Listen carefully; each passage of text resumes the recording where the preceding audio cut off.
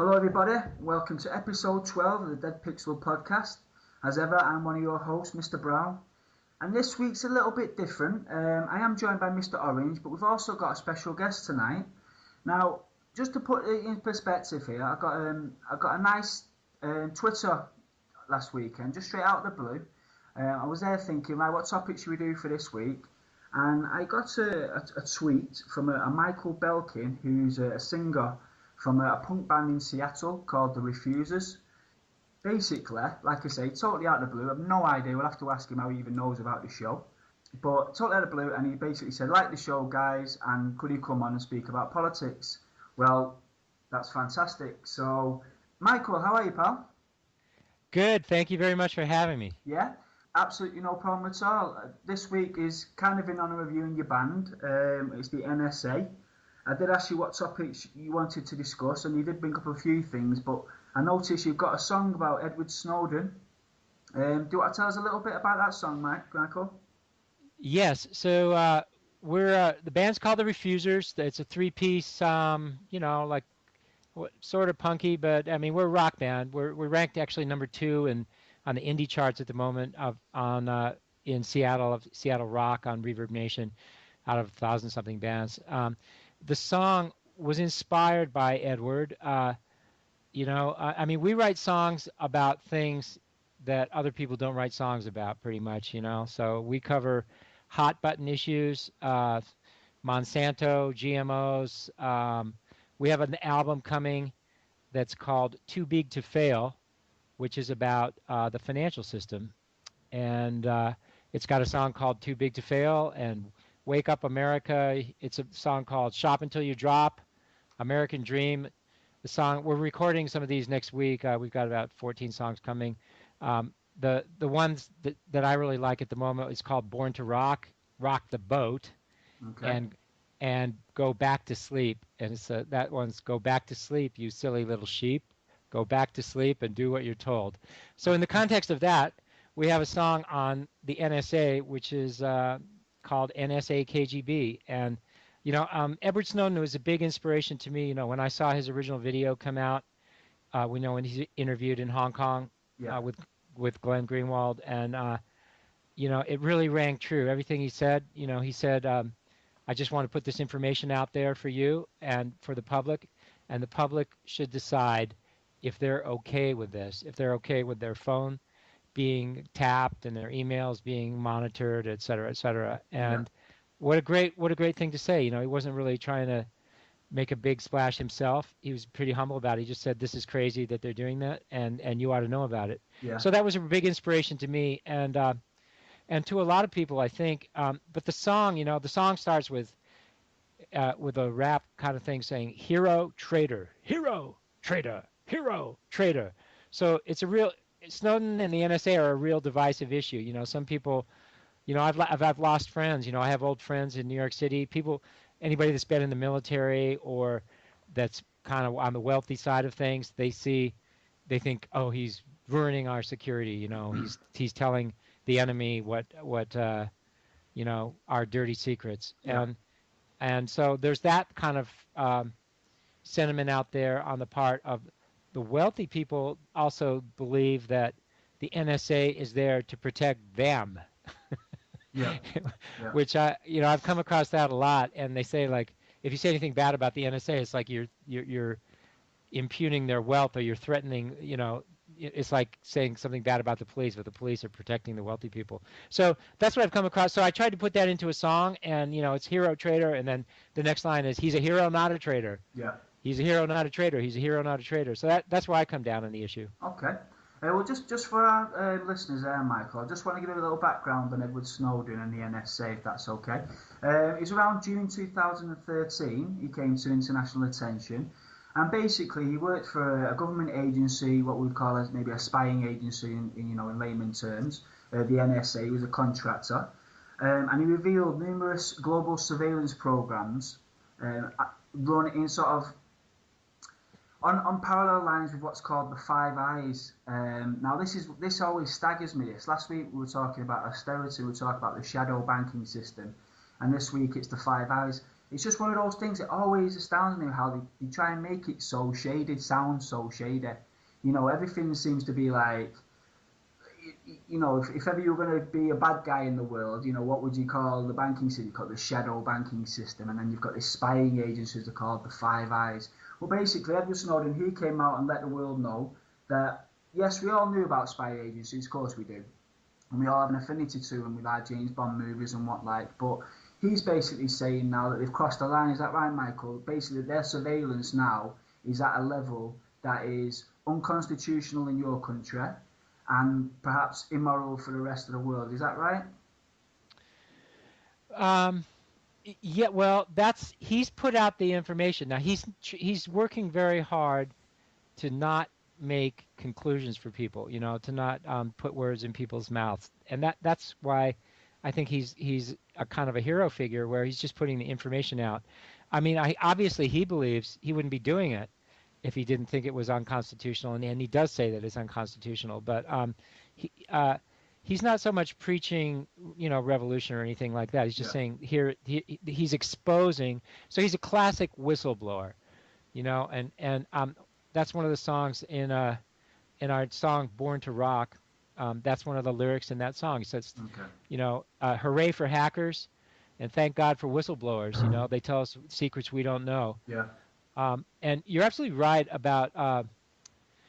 So he Snowden has inspired this organization called the Intercept, which Glenn Greenwald worked for the Guardian when he originally interviewed Snowden, back a year or so ago, and then he set up in this new thing which is called the Intercept, which is fantastic. And anybody that wants to stay on top of this and know what's going on, they should go to the. It's the First Look. It's Pierre Omidyar, who I believe invented PayPal. He's one of the PayPal founders. Okay. If I got that right. And so he's devoted part of his his philanthropy to setting up this independent news site called First Look. Mm-hmm. And the Intercept is under First Look. So if you go to firstlook.org and the Intercept, or just Google the Intercept, you'll get there. And so they run stories every day. They have got 4 or 5 journalists working on things, and these guys have got it covered, and they keep leaking. So the latest thing they just came out with is that there's a second leaker. There's somebody else that just came out. There's another Edward Snowden, and he was referenced obliquely in a story that Glenn Greenwald did a couple days ago, about a week ago, showing that. So Glenn Greenwald came out with a story saying there's 1 million something people on the NSA's surveillance list, terrorist surveillance list, and something like a half of them have no terrorist connections whatsoever. Right. So here's what he says: of the 680,000 people caught up in the government's terrorist screening database, more than 40% are described by the government as having no recognized terrorist group affiliation. So that's not like by somebody else. The government themselves says that 280,000 people. So if you get onto one of these lists, for all I know, I'm on here. If you say something bad about the NSA, you're probably on the list. Yeah. Write a song about the NSA. So that's the kind of world we live in. And, in a weird way, they're into encryption. So if you go there, you learn about encryption and encrypting all your emails and encrypting your communications and all these best ways to do that, all these systems and encryption keys and stuff. And, I personally don't have anything to hide. I'm no terrorist. I'm not fomenting revolution or anything. I'm very out front. Our band is really out front, and we're trying to make a very public stand. So, I think that's the only way. That's the counterpoint to what the government is trying to do with all this secret surveillance stuff. Yeah. Is that the public has to be against it, and there has to be a social media campaign that really takes root, and gets enough people aware of this, and then gets enough people, who want to resist it, and will bring political pressure through Congress, who pulls the strings on the NSA. So that's where I'm at about this. Okay. Regards to Snowden there, I was reading one of his, so some background reading on him. I think for people that want to know the power that he's sort of describing in relation to the technology today that governments have. Now, he actually wrote a letter when he first made contact to a lady called Laura, is it Poitras? Poitras? Poitras, yeah. Poitras, yeah. He's a documentary filmmaker and a journalist. One of the few people that he obviously trusted, would take his word for it. And in his letter to her, he actually wrote this. Now, if anybody wants to sort of poignant message of, like I say, the technological advances that they have today, this is what he wrote to her. He said, know that every border you cross, every purchase you make, every call you dial, every cell phone tower you pass, friend you keep, site you visit, and every subject that you type is in the hands of a system whose reach is unlimited but whose safeguards are not. Now, when I read that, that obviously gave me a bit of a chill. This is what we're dealing with, people. A guy here, he knows that he would be instantly caught with the information that he's given out because of the controls that are in place, and yet he still had he's still brave enough to sort of step out of them shadows and let people know what's going on. Michael, I was going to ask, obviously you're quite a political character in the US anyway, so for you this might not have come as so much of a shock, but is there any chance you can give us a feeling of like the US as a whole when these revelations came out? What was the actual, the national feeling with regards to this kind of surveillance that's going on? Good question. So again, it's very split. So the people who have a military background are most of them, not all of them, but I mean the ones that in my circle, people that I know, friends that have been in the army or something, they think he's a traitor. However, there's one point I'd like to bring up. There was a great article, I believe it was in the Washington Post about 6 months ago or so, and it was interviewing a college admissions officer at, I believe it was Georgetown University, or it was a major university in the Washington D.C. area, and she said, according to this article, that they ask incoming freshman students, who are applying to get into the school, they ask them for hero figures. Who do you look up to? Yeah. And in the past, it's been Abraham Lincoln, or famous figures from the United States. But she said a lot of people are saying Edward Snowden. Okay. And so young people, I think he's getting back to the hero traitor thing. Mm-hmm. So I think he's a big inspiration to intelligent, educated, digitally savvy people who get the creeps that they're being basically spied on. That they're it's like having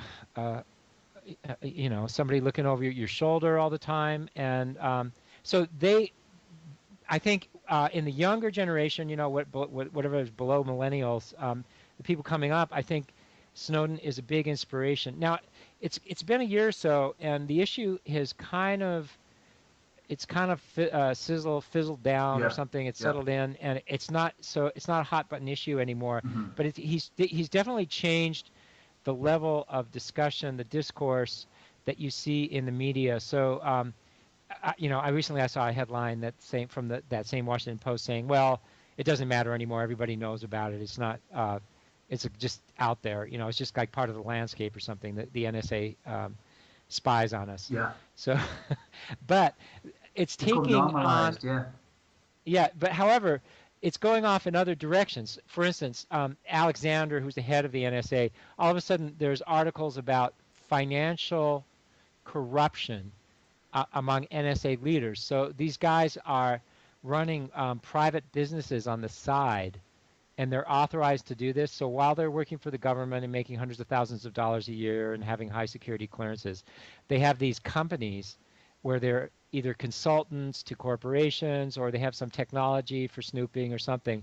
So there's a weird kind of financial that's coming out. That's just started coming out in the last few weeks. The Intercept has had a few articles on that, and so then we get into a whole nother level of on this whole subject, and that's where again the refusers. We have this album called Too Big to Fail, which of course refers to the financial system and the big banks. Yeah.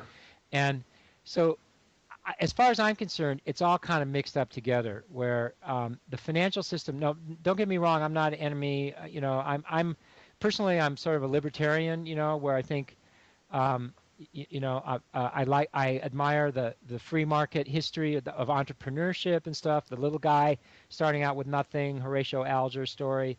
Um, that's sort of the where America came from, hundreds of years ago. But it's turned into this big assembly of corporations, and the corporations have huge power over the political system, but through the lobbying that they do and the campaign contributions that they give to the congressmen and senators who make the laws and oversee these or agencies like the NSA. Yeah. And it's all a big cesspool as far as I'm concerned, where um, the corporations basically control the regulators that are supposed to regulate them, and so they just kind of rubber stamp things. So and this gets into all kinds of areas like Monsanto and GMOs, where GMO food it's not a problem for you over there so much as it is over here. But Monsanto comes up with these.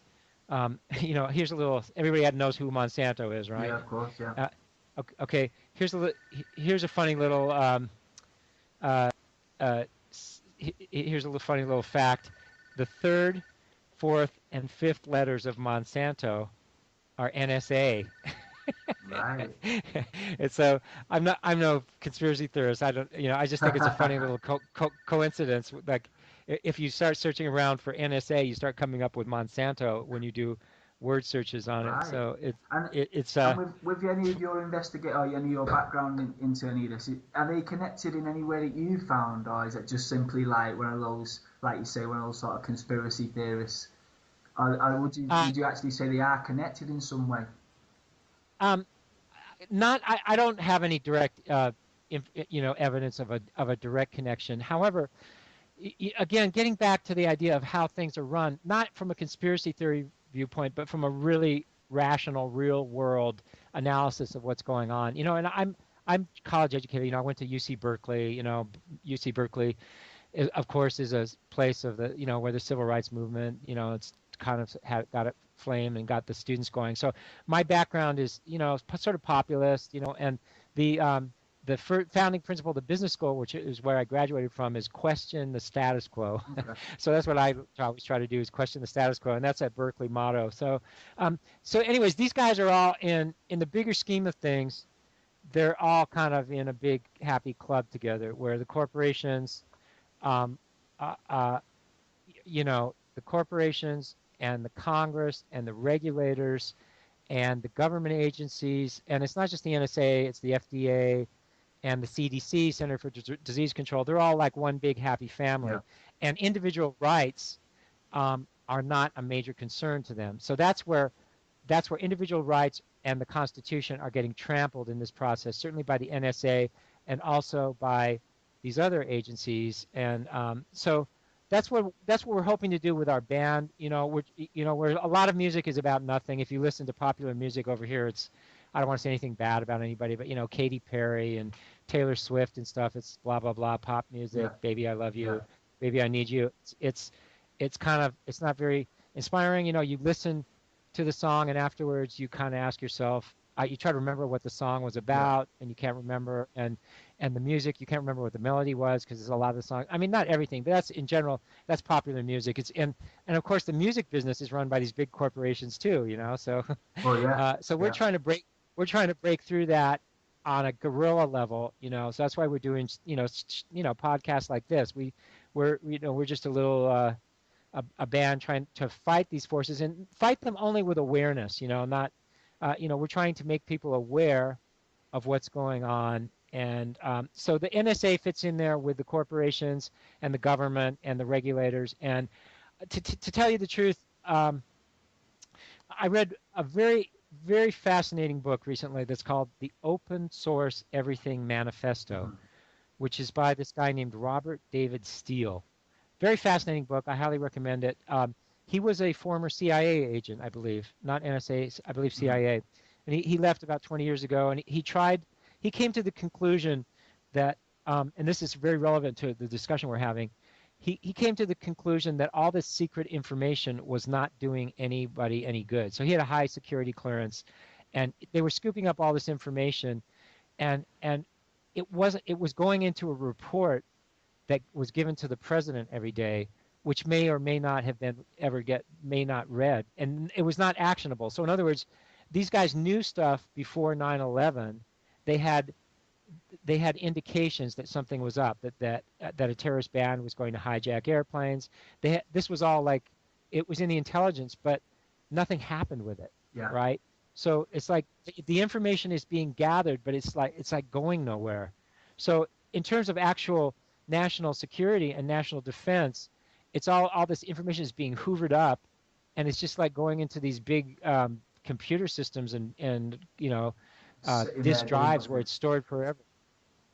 Yeah, so but nothing is happening, and so he actually held these open source conventions where he got information off the web and just open source things, and he asked from secret sources. He did like a Pepsi taste test, which is better, and he found that he could find out more just by Googling things and coming through publicly available information than the CIA had with all these secret Yeah. sources. This was about so that's the problem. That's one big problem with Yeah. this whole thing. Even if you're a national security person and you believe in the value of secret information, it's not.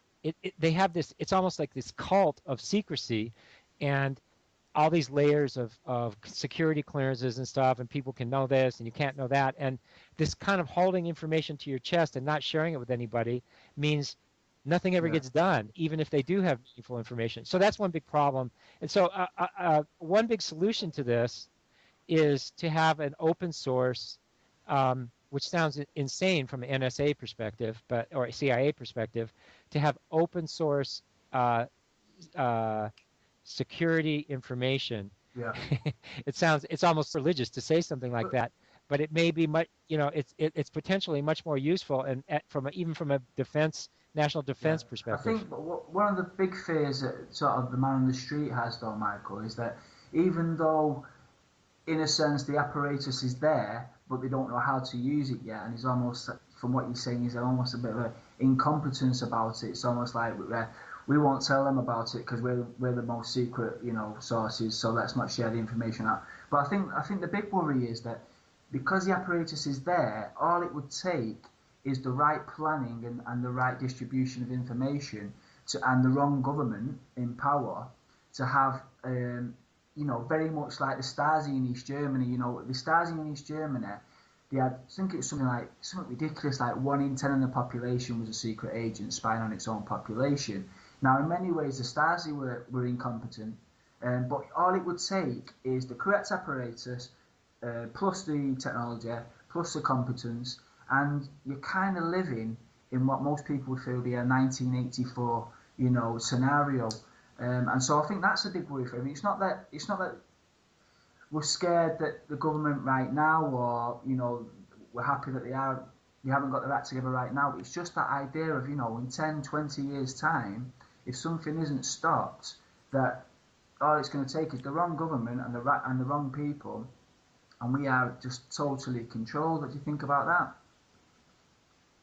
You're absolutely right. So that there's a new data center that the NSA is building in Utah, out in the middle of nowhere, and this stuff is going in there.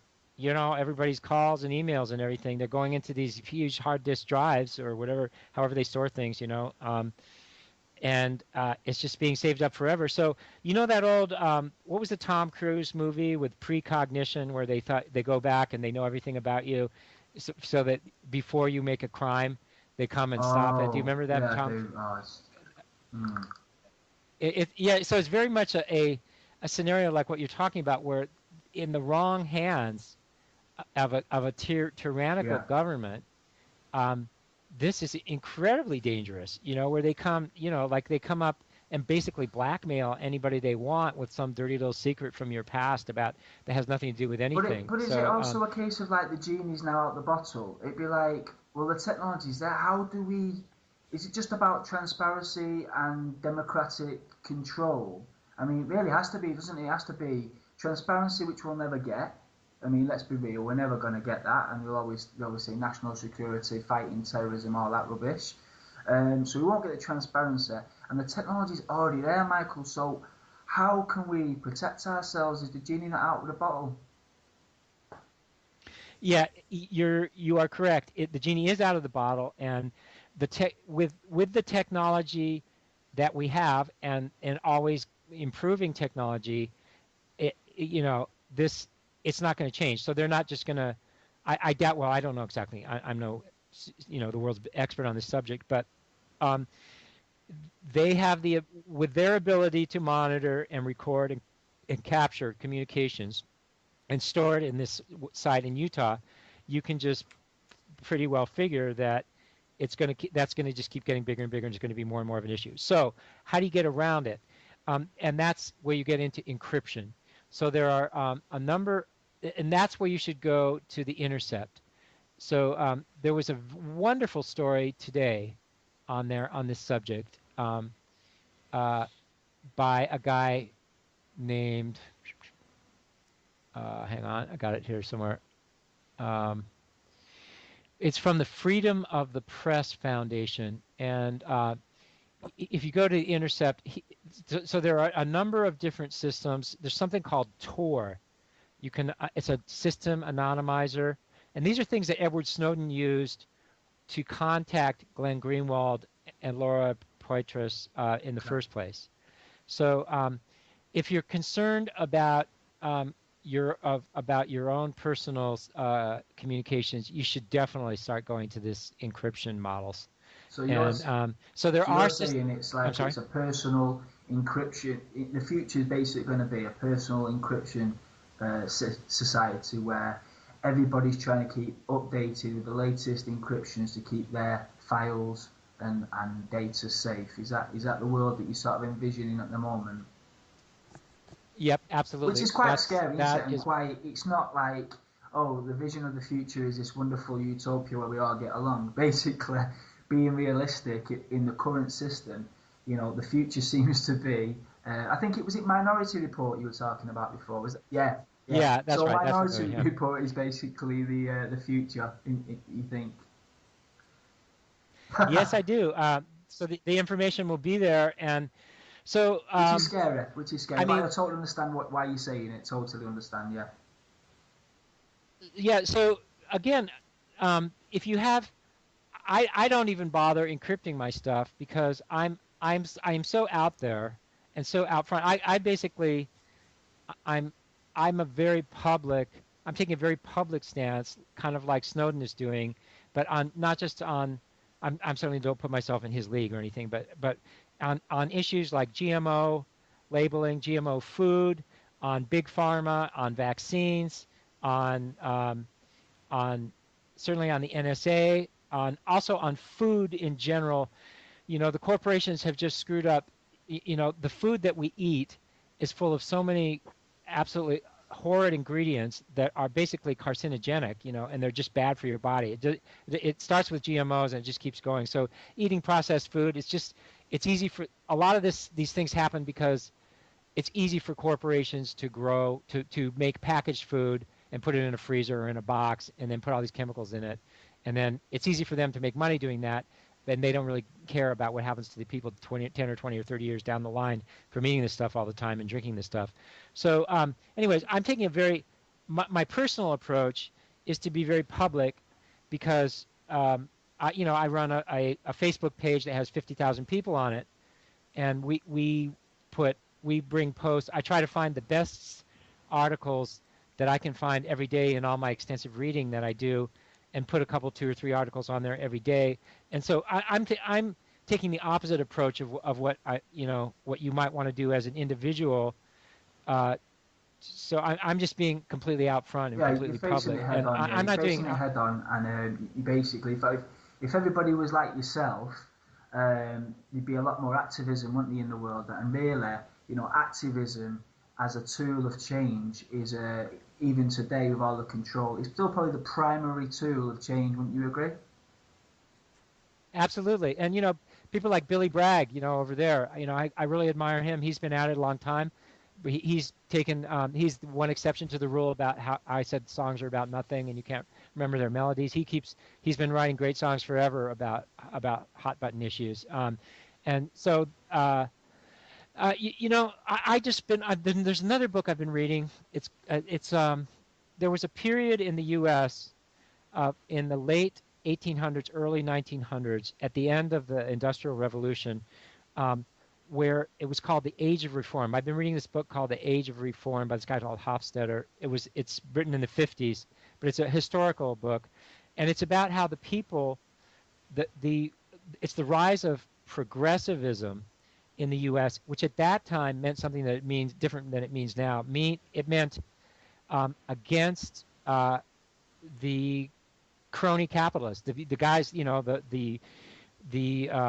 the big oil company trusts and the big banking company trusts and the big transportation company trusts. And it was an era kind of like now where there was a huge gap between the very, very rich and the middle class and the very, very poor. And the poor were getting exploited working in factories and getting injured, and there was no workman's compensation or anything. So there was a movement at that time, a big popular movement. And, Teddy Roosevelt was an American president that got elected on a populist program. So there was a big public movement to rein in corporate power. And it started all very auspiciously, and their answer was to have a stronger government.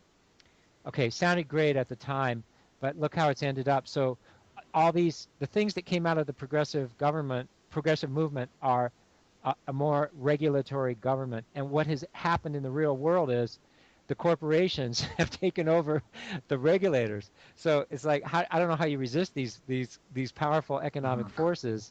But to get back to the point of what I was trying to say, I think we may be at a time in public awareness where people are getting fed up with, the ultra super uber wealthy couple hundred billionaires and et cetera. And, I have nothing against capitalism, people making money if they're doing it honestly, but the power that people like Bill Gates, wield, where they set up these foundations, and one thing Bill Gates tries to do is his goal is to vaccinate everybody in the world. Okay, now that's a whole other subject we can talk about, but there are things in vaccines that are not good for you, and I'm not telling anybody not to vaccinate, that's their own decision, but he wants to stick his little needle into everybody in the world, and that's just so. I think at a grassroots level, I see the potential for a mass popular movement rising slowly, not overnight, but it has to do, and when the economy turns down again, which I think it will, and a lot more people, when the unemployment rate goes up, and people, there's a lot of people that are living just one or two paychecks away from being turfed out of their house and their car, in the U.S., people buying stuff on debt, paying off their car and their house and everything, and depending on a paycheck, or even, most families, two people are working. So when times get rough, I think that that the popular sentiment can change. So that's what that's where we're trying to situate ourselves with the Refusers. We have a lot of songs that are about populism and about the issues that people face, financial issues, as well, the NSA and Monsanto, which has the NSA in their name. Michael, I'd just like to incorporate, obviously, because we're from the UK, just to make people aware in the UK and Europe and whatnot, why this is important to them. Now, before I did mention something called the Five Eyes. Now, the NSA, obviously, are probably the biggest, most powerful, and most famous now due to Edward Snowden.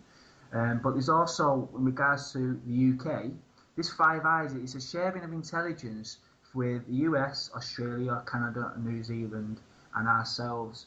The UK version of the NSA, if you like, is called the GCHQ.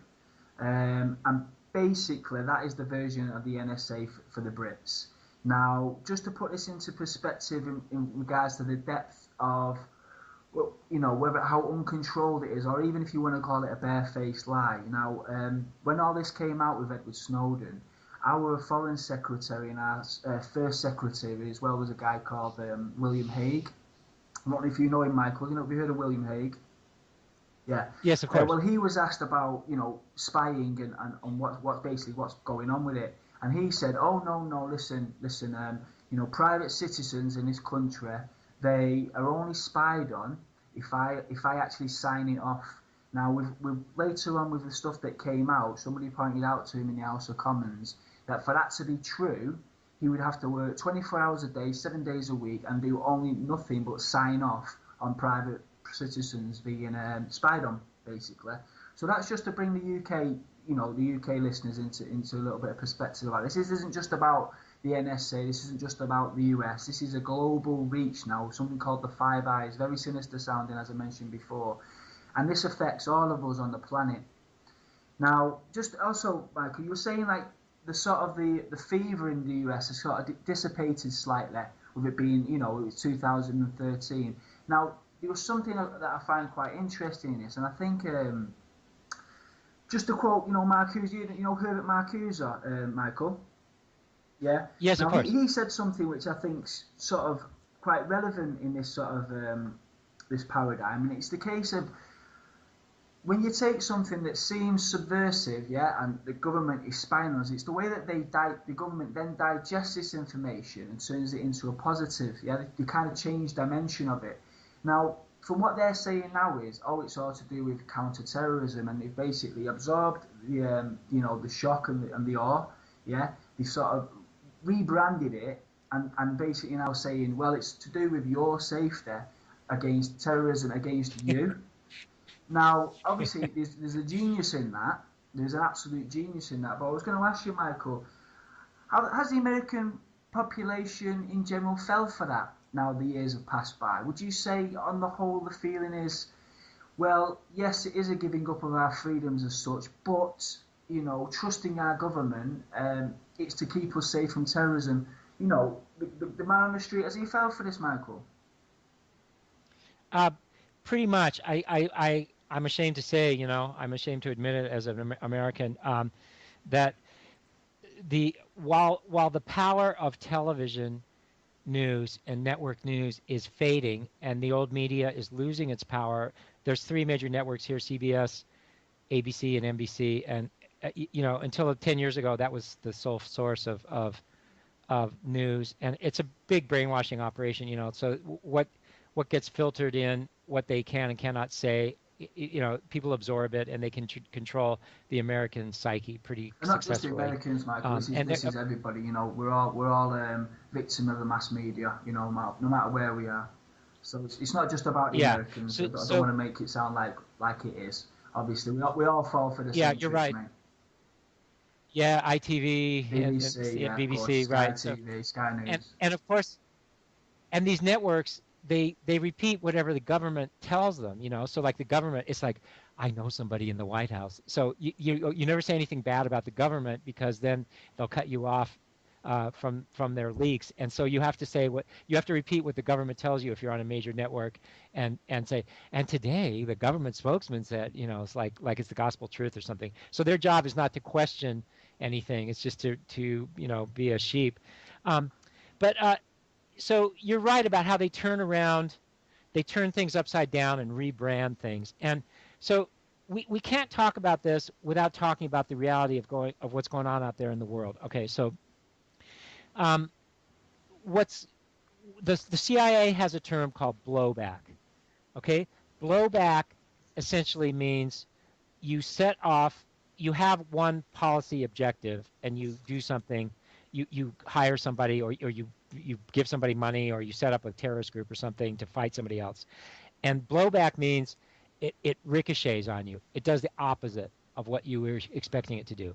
So we live absolutely. So we set up Al Qaeda, Osama bin Laden, to fight the Russians. We gave them Stinger missiles, and it worked in Afghanistan.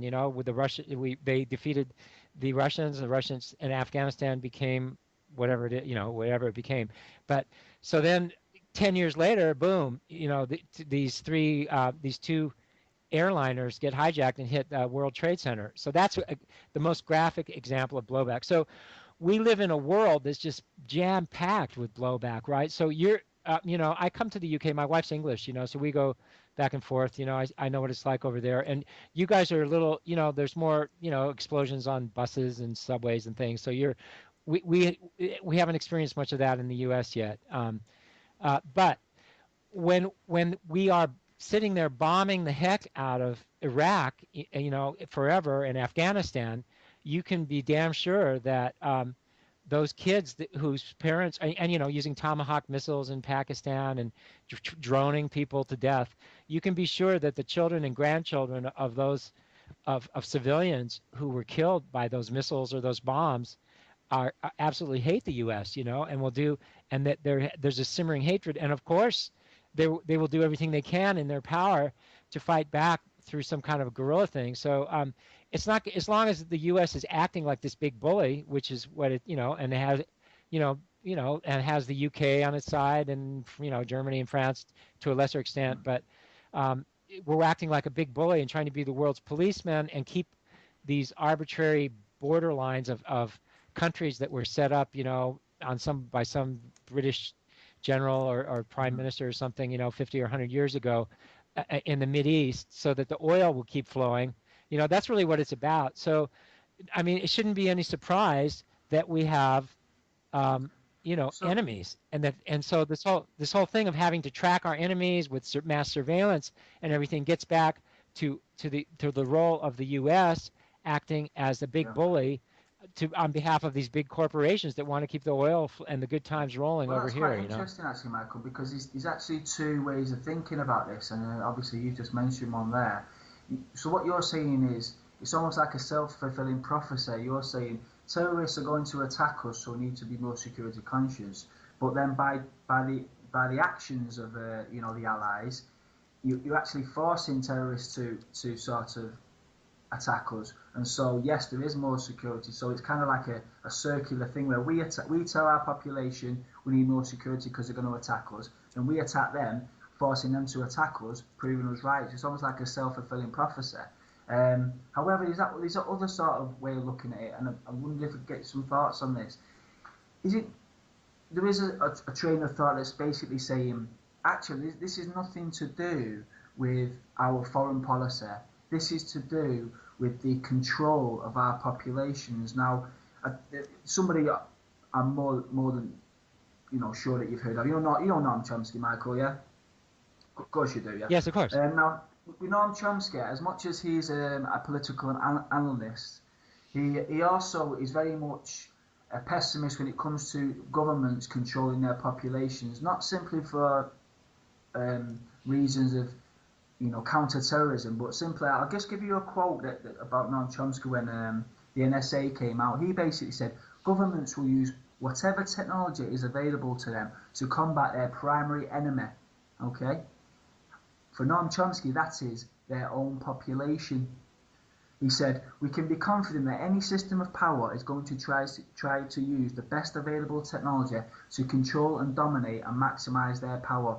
We can also be confident that they will do it in secret. So for people like Chomsky, who's a very respected analyst in the world, very, very respected, he's more thinking, no, this is not really to do with foreign policy and sort of a blowback kind of thing. This is to do with power controlling as a sort of like a system, controlling the only thing that can break it, which is his own population. Have you got any thoughts on that kind of thought? Yes, absolutely. That's a great point. There's an old saying on the part of government, apparatchiks, never let a good crisis go to waste. So people in power see see terrorist events and things like that as a way to increase their power. And of course, that's what's happened since 9/11. And I've heard second, third hand from people in the intelligence community, the people that knew people kind of thing, that after 9/11 there was this huge, Bush built up,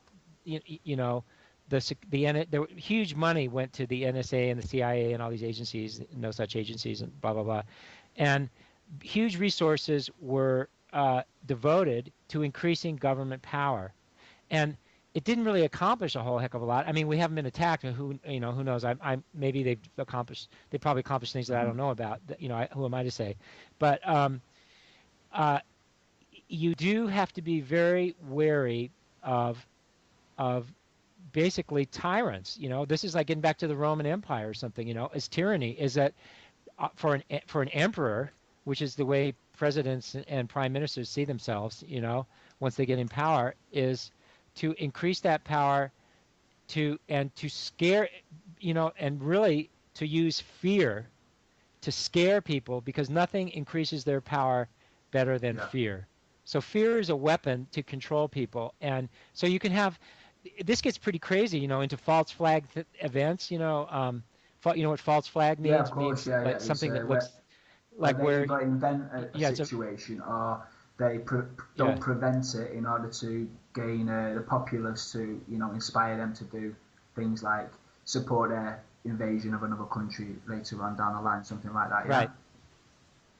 Yeah, so a lot of the so-called terrorists that have been busted, or terrorist cells and stuff in the U.S., they were infiltrated by the FBI, and if you look at them, they were kind of like egged on. I mean, I'm no expert on this, but I could see like they were almost wanting to encourage these things, like say, tell people, telling people, well, do you want to buy a bazooka? Or I can get you some grenades, or I can get, it's like trying to facilitate Hmm. terrorists to make something happen. So there's an element in when you have this national security apparatus pushing so hard, they almost want to encourage these things so they can take credit for preventing it, and then making everybody scared, or making everybody feel that warm fuzzy feeling where the government is on our side and stuff. So there's an element of that going on certainly in the U.S. And again, it gets back to, if we would just, the U.S. is spending enormous amounts of money and sending its soldiers all around the world, propping up this old um, structure that ends from that dates from the end of Hmm. World War Yeah. II, right? And you can't. It's going away, just like England was an empire and lost its power and couldn't afford it anymore, and all the Overstretched. Yeah. colonies and everything. Yeah, it's not going to last. We can't afford doing this. We're spending money we don't have, and one thing we haven't talked about is the Federal Reserve, and we have a lot of songs. The Central Bank of the United States. We have songs about the Federal Reserve. One of our songs is it's called "The Gold's All Gone." The U.S. lost a lot of its gold reserves, and we have other songs called uh, blah, blah, "Bubble People." It's about the Right. Yeah. financial bubble, um, and so the Federal Reserve is printing. It's printed. It's printed. How much money is it printed? It's printed since QE2 ended yesterday. QE2 is quantitative easing 3. I'm sorry, QE3. And in QE3, they printed $1.65 trillion. Okay, the Fed created 1.65 trillion. And to put that in perspective, that they only had about 2.7 trillion in existence on the balance sheet when that started in Yeah. 2012, October 2012. So in 2 years, they've expanded their balance sheet by 60%, 1.65 trillion. And what they did is, so they bought government bonds. Hmm. That's what QE is. So they bought bonds from the Just government. betting it, buying Basically, debt. most of the money that the government spends, it got from the Federal Reserve, basically Hmm. counterfeiting money, which is what happened in the Weimar Republic, in Germany in the early 20s, coming out of after World War I, to meet the Yeah. war reparations. The Interesting. Yeah. Reichsbank, uh, the Reichsbank bought all the debt that the government issued, so the government could pay all these bills that it couldn't pay otherwise. So, long story short, the U.S. is in a financial mess, and we're getting away with it so far, and there's a whole other realm besides for the terrorists and the NSA, and there's a world of financial Hmm. warfare. Okay, and just the war planners in D.C., they see, there's there are different theaters of war. There's the naval, naval warships, submarines, air force, marines, on the land, and the army, and then there's financial warfare. So financial warfare is a very real subject, and this is not conspiracy theory stuff. This is a very real thing for them. So for instance, right now, after Russia invaded the Ukraine surreptitiously, of course, sending their so-called volunteer soldiers in, and of course, then the U.S. precipitated the revolution. So I'm not taking one side or another. It's a very complicated subject. But anyways, the U.S. has precipitated financial warfare against Russia. So the Russian ruble has been under attack straight ever since, for about 6 months now, ever Hmm. since it started. So the ruble is weakening, and that's putting great pressure, and all the other sanctions and everything that the U.S. has done. So so the U.S. is getting away with being this big bully, in the world. And here I am, an American. I'm saying this, but I deplore it. I don't think that that's the role of a freedom-loving country. We shouldn't be doing that. The department, they had to come up with a new agency after 9/11 because the Department of Defense, we have this agency called the Department of Yeah. Defense, right? You think that would be for defense, wouldn't you? Department of Defense. No, it's for war. It's for wars in Iraq. They're calling that defense. Afghanistan, Iraq. Yeah. Who knows what in Africa, all over the place, fighting Al Qaeda. Wherever they might. So they had to come up with a new agency called Homeland Security. So the whole thing Yeah. is so absurd, like these endless military expenditures, making enemies for the U.S.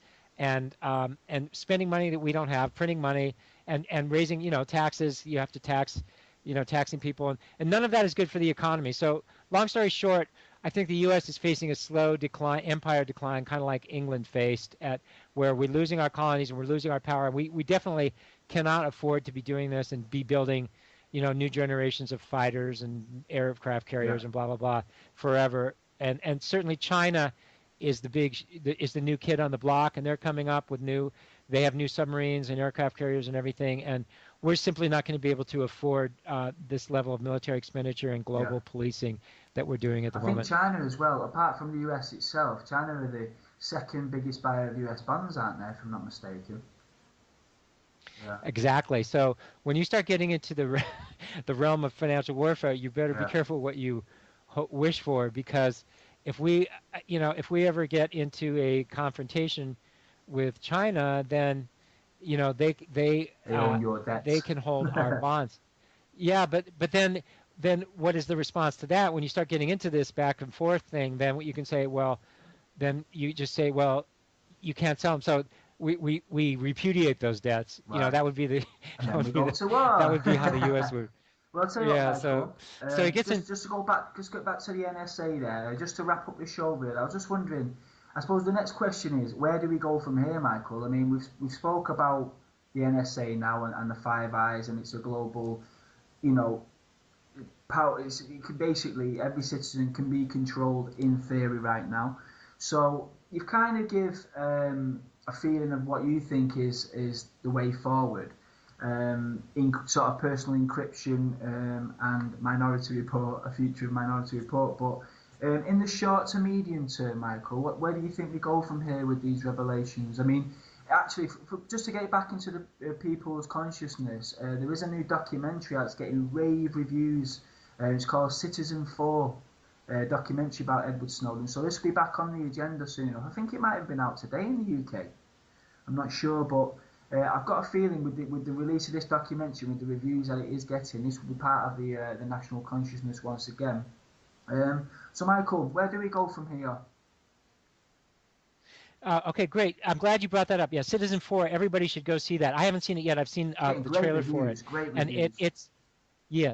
it's original footage when they originally went to interview Snowden when they went to Hong Kong. So it's not fake. There's not. I mean, This is the real deal, and so it's really. I think that movie itself could raise a lot of awareness. So I do hope that movie. There are two other movies coming too. Oliver Stone is working on a movie about the NSA, so there'll be a big Hollywood blockbuster. And Oliver Stone's a great director. He won't whitewash anything.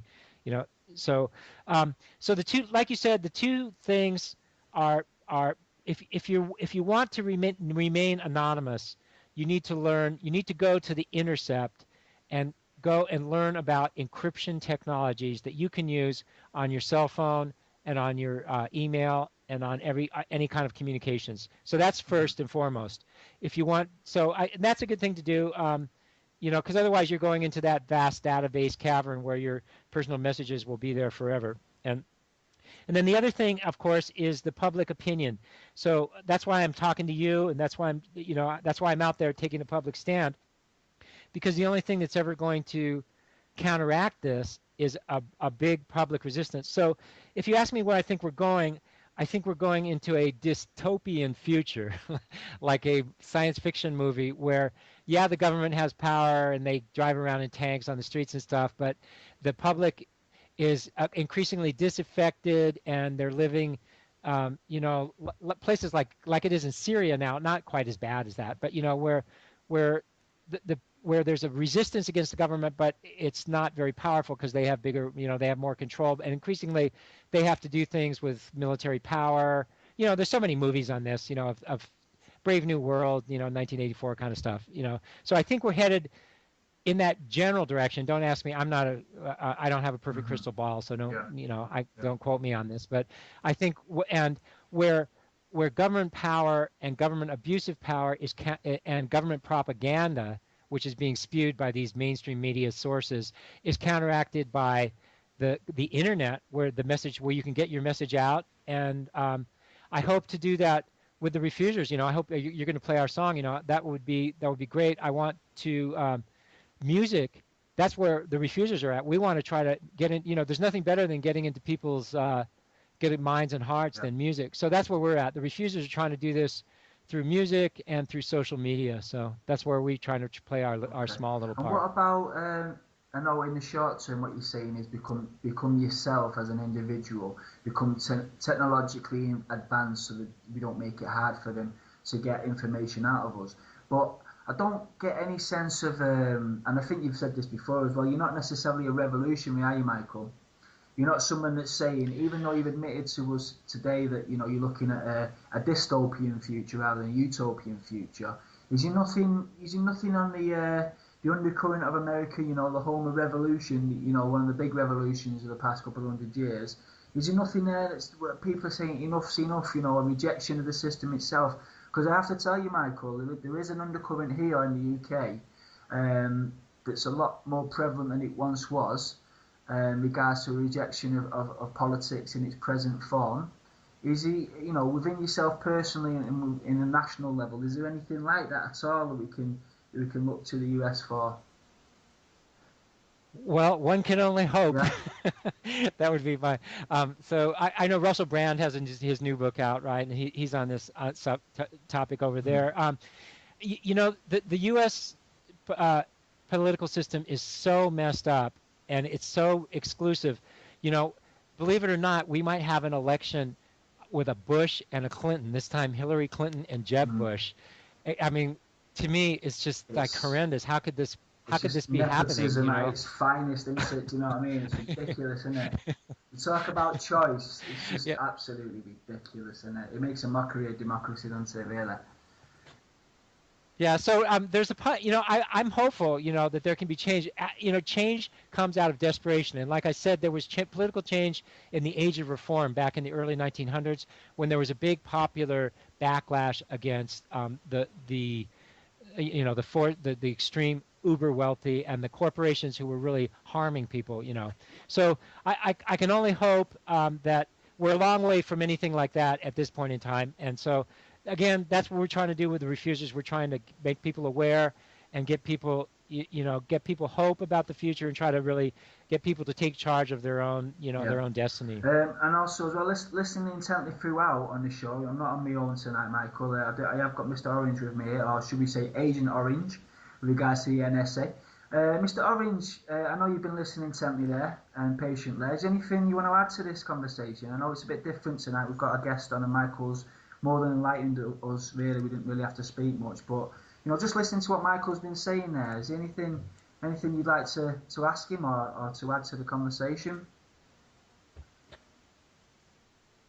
Yeah, sure. I think the main thing with the NSA was what do you think its actual purpose is? Because from a kind of practical point of view, it seems like the only use that would be in any case after the fact, in terms of actually monitoring anyway. I don't know if that makes sense. Yes. To you. Yeah. So the NSA, it's facetiously known as no such agency. That's what it used to be. It used to be completely secret, so they were monitoring everything, and they were only allowed to monitor foreign communications. Okay, so their purpose was to monitor communications and to monitor outside. Same thing as the USA, CIA. So it was basically overseas. So they really slipped their mandate when they started doing this domestic stuff. It really became a whole nother ball of wax where they it just became something. It morphed, into a big power grab, and so that's what. So can it be trimmed back? I think there is political pressure on them now, so they're having to go up to the Hill, to Congress, and make. There is pressure among congressmen and senators on them to make, for them to take responsibility for what they've done. And heads will roll, but you know how it works in an organization. Like ultimately a new face is installed, and they keep doing the same stuff with a different guy in charge. So that's basically how I see it. I think their expansion maybe will be clipped, but will they keep doing the same stuff that they're already doing? Probably, yeah. Okay, anything else there, Mr. Orange? Yeah. I mean, that was... Sorry, I'm not sure if you can hear me. I keep breaking up.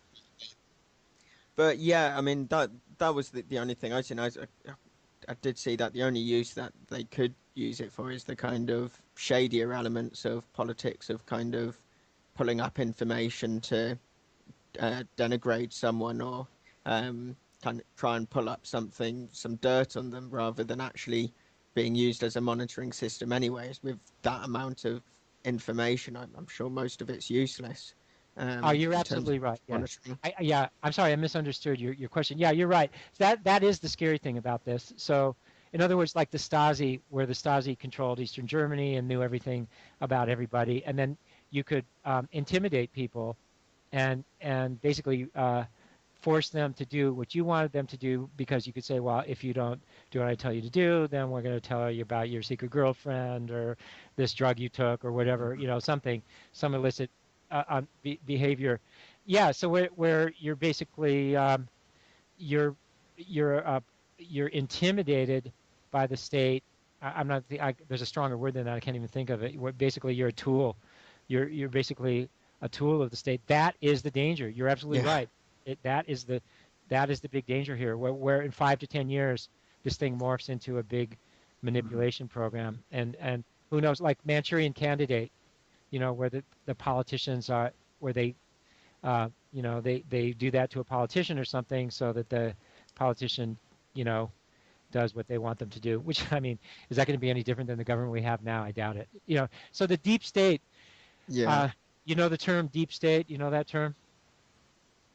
You ever heard of that? Deep state. No, do you want to elaborate, Michael, please? No. Are we out of time, or deep state? Go on. Okay, deep state means it doesn't matter. You vote. Okay, there's an article. Google this one. You can vote all you want. It won't change anything. There was just an article like this in the Boston Globe of all places, mainstream media. So you change the faces, but the actual power is held by these bureaucrats in charge of these agencies, and they are installed, and they are all in cahoots with the corporations and stuff. And this is not conspiracy theory stuff. This is not imaginary stuff. Yeah. This is reality. That's the real. So you change whoever's in charge of this. So Obama, I remember everybody thought Obama was going to be the change, and he's going to change everything. And African American gets elected, the power is going to change. And look what's happened. I mean, nothing has changed. Yeah. If anything, it's got worse. And most of the people in his own party don't even like him. The people who are running, the Democrats, won't even have him come to campaign with them, because he's so unpopular. He's like the most unpopular president that's ever been. So he was, if he did intend to change anything, he had a spectacular failure, because the forces that are in there really overwhelmed anything that he might have intended to do, if he did indeed ever intend to really change things. I think a really good example of what you're saying there is, this isn't a conspiracy theory.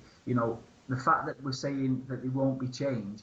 If you just go onto the most generic website in the world, which is Wikipedia, and you look up the Five Eyes, there's actually a statement on there, and this just shows you how confident they are that things won't change. It actually states this: despite the impact of Snowden's disclosures, the consensus among experts in the intelligence community holds that no amount of global outrage, now just listen to that, no amount of global outrage will affect the Five Eyes relationship which to this day remains the most powerful espionage alliance in world history. Now, what that tells me, Michael, is if they're going to stick that onto actual the Wikipedia website, that it's laughable, yeah, that anybody can say, oh no. You'd think he would pretend, wouldn't you? You'd think he would just be part of the show, part of the the old joke, and say, right, listen, we know it won't change, but let's not tell them it won't change. This is on their Wikipedia page. They're actually saying, it says no amount of global outrage will affect the Five Eyes relationship. Now that, to me, that's just taking the piss at Michael. They're laughing at us, mate.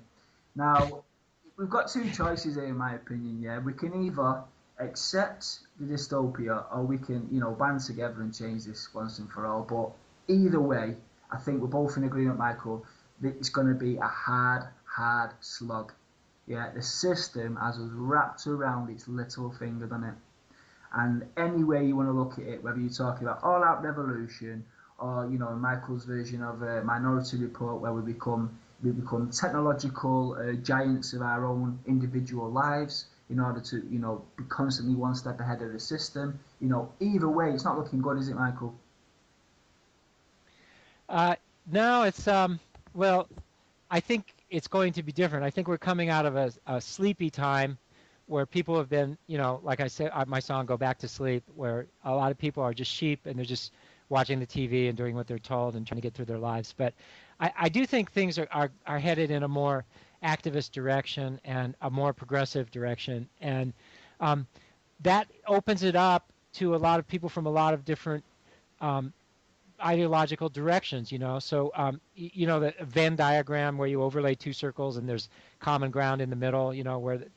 So there's a lot of in common between the libertarians, which is over here, is considered on the right, but it's basically complete. It's almost like anarchy, but from a libertarian perspective. So in other words, I can't tell you what to do. It's none of my business what you do. Mm-hmm. And the government should be. Libertarians believe in a small government, but anarchists believe in basically no government. Is it like a free market anarchism? Yeah, pretty much. That's pretty much more like egalitarian, isn't it? But libertarians are more like free market, capitalist, anarchists, aren't they? Like the kind of paradox in themselves. Is not in favor of monopoly and big business power. Yeah. That's not that. It's more entrepreneurship and the little guy. So, anyways, a lot of these different groups coming from different directions, where we share a lot of this the dissatisfaction with government power and tyranny and stuff. And it might be a little bit like Italy, where you have a kind of chaotic political system with a lot of people from a lot of different directions. To me, that would actually be an improvement than a two-party system that's really a one-party state. Like a big coalition. You prefer a big coalition with actual real arguments and debates, rather than sort of an illusion of difference. Well, Michael, we will play your song at the end of the show. Do you want to just let us know what it's called again? NSA, KGB. Honestly, I just want to say, I have no idea how you found us, but I'm so pleased that you did. You've enlightened us, and I hope you've enlightened the people that have listened. And I hope we can get you back on another subject in the future if you're up for it. That would be great. So everybody's listening, check out the Refusers. Just Google the Refusers. Listen to our music, and we had a Facebook page, and we could appreciate, we'd really appreciate your, checking us out. Okay. Well, thanks for listening, guys, and we will see you again, not next week, because we're going to have a break next week, but we'll see you the week after. All the best, and thanks again, Mike.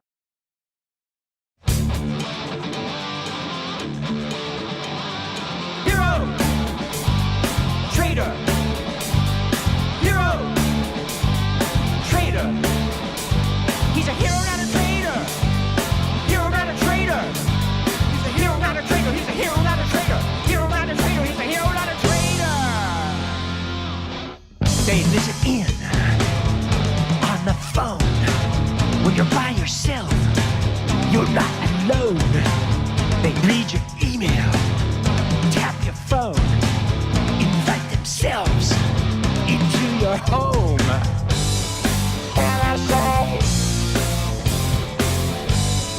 they're a bunch of lawyers. KGB, spy on the innocent. Freedom destroyers. Freedom, freedom, freedom. Hero, traitor. Hero, traitor. He's a hero, not a traitor. Hero, not a traitor. Hero, not a traitor. He's a hero, not a traitor. Hero, not a traitor. He's a hero, not a traitor. Only part of government that ever really listens. Only part of government that ever really listens.